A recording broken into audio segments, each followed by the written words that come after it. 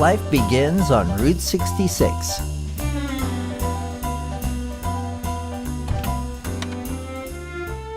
I was born in this house on Weaver Avenue, Maplewood, Missouri, 1947.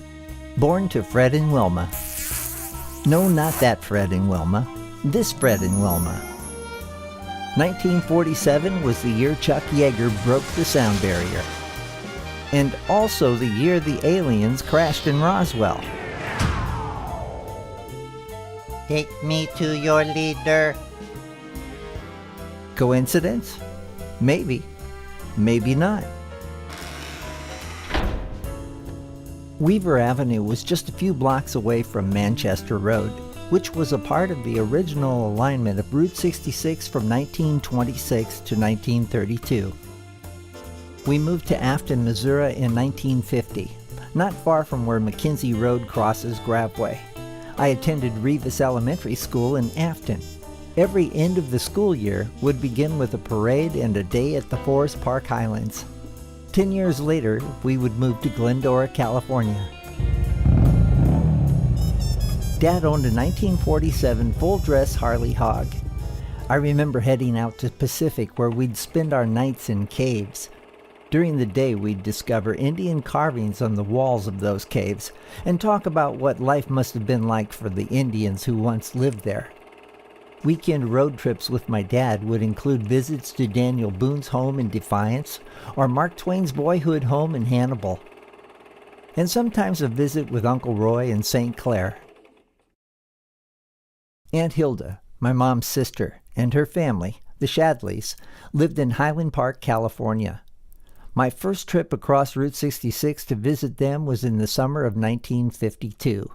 We packed up the family Studebaker, and we were on the road by 4 a.m. Dad enjoyed driving mostly when it was dark, and besides, we had to get in 500 miles per day or he would not be happy. Now, I was only 5 during that first trip, so things are just a little blurry. But our next trip would be in 1955. We joined the Shadleys that year for the grand opening of Disneyland. Disneyland was exciting. But looking back on it all now, it wasn't any more exciting than the road trip itself. That was my first truly memorable road trip. We, the kids, wanted to stop at Merrimack Caverns, but according to Dad, we had to get in 500 miles that day, and there just wouldn't be time. He also added that if we did stop, he'd wind up with a bumper sticker that would be next to impossible to get off. Apparently, they didn't ask you if you wanted one. They just sent guys around to tag every car that stopped there. We wore Dad down for a stop by the time we hit Afton, Oklahoma. We got him to stop at the Buffalo Ranch. By the way, there actually were buffalo there back then. And it was there that he did wind up with a Buffalo Ranch sticker on the bumper. He assigned me the job of getting it off at the end of our vacation. And he was right. That sucker was hard to get off. When we hit Oklahoma City, we thought we should visit Frontier City.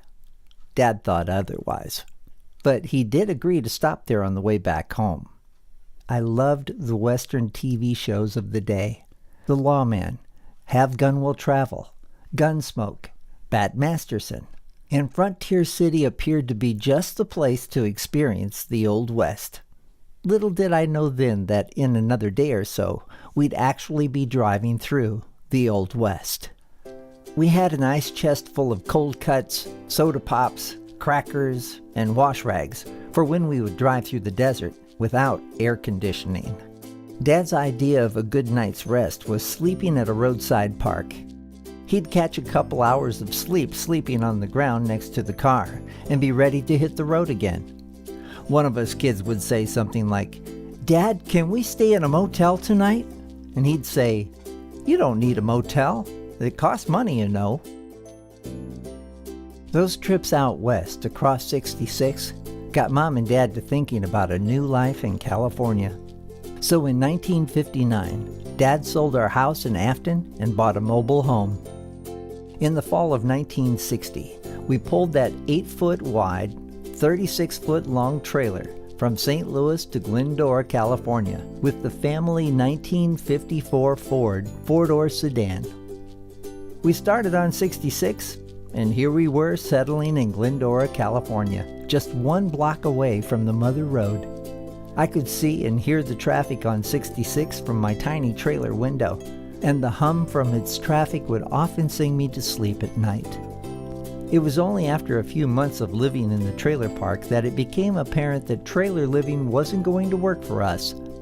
Mom and Dad found a house in Covina, and that's what we would call home for many years to come. Growing up in LA during the 60s was a kid's dream.